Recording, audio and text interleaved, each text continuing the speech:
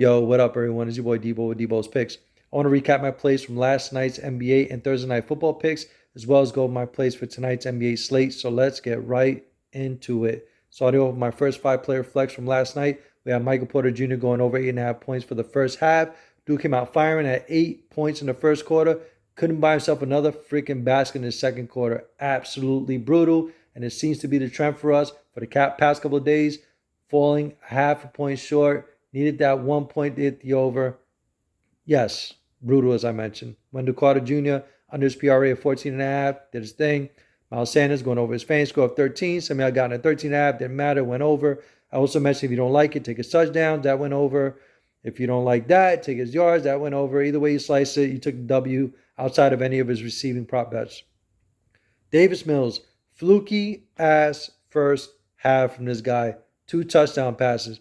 I can guarantee you that he never does that again for the remainder of the season. What I expected out of him was more or less what he came out in the second half. A couple of picks. I believe he had like 1.5 fantasy points. That's what I didn't expect him to have 1.5 fantasy points in the first half, but overall, maybe 5 fantasy points, no touchdowns. That was more or less what I had him going for, let alone 2. Absolutely brutal. Jake Elliott, under his fantasy score of 8.5, did his thing, of course. And then I have my other 5-player flex consisting of Steph Curry's fantasy score going over 44.5. He obviously did his thing. Then we had, of course, Wendell Carter going under his PRA of 14.5. He did his thing.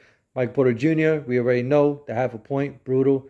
Davis Mills, under 12 fantasy points, brutal. Jake Elliott, under his fantasy score 8.5, obviously did his thing. So from a percentage side, it looks like we're winning because 3 out of 5s have been the case pretty much for us for almost the entire week. But money-wise, it doesn't equate to that. We're walking away with less money we came in with, and boy, do I hate saying that. And then I played another 5-player flex for the second half of Thursday Night Football, and I threw in Shai Gilgeous-Alexander. You see down below, I had Dallas Goedert going over his receiving yards, Dameon Pierce going over his rushing yards. Miles Sanders going over his rushing yards. Davis Mills going under his fantasy score of 5.5. You see what I'm saying? He finished with 1.56 fantasy points for the second half. And that just makes me want to throw up even more just thinking about what he did in the first half because that is how fluky it was. Shai Gilgeous-Alexander, Adam going over 7.5 points for the fourth quarter. Obviously, it seems he ran out of gas, and that was that. But it was a 4 out of 5 hit. Unfortunately, I have time to post a video of this.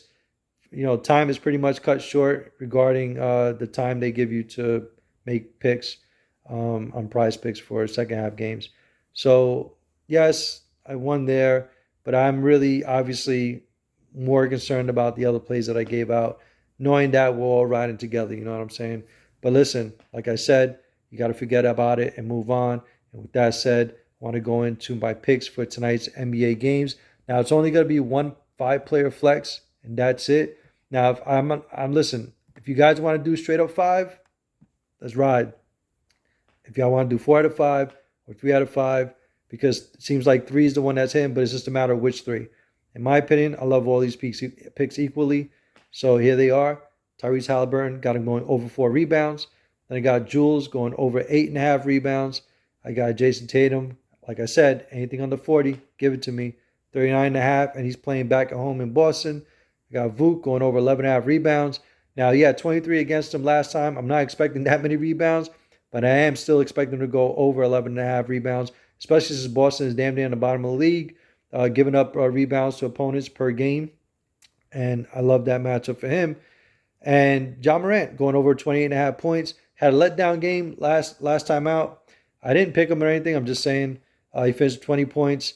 I expect him to bounce back. Charlotte cannot guard this man. Pretty much a lot of people can't guard him. Charlotte is terrible at guarding point guards. Even my man Jalen Brunson, who's not a scorer like that, dropped 27 on him. I like John Morant to go over 30 in the 30s easily against Charlotte. So those are my plays for today.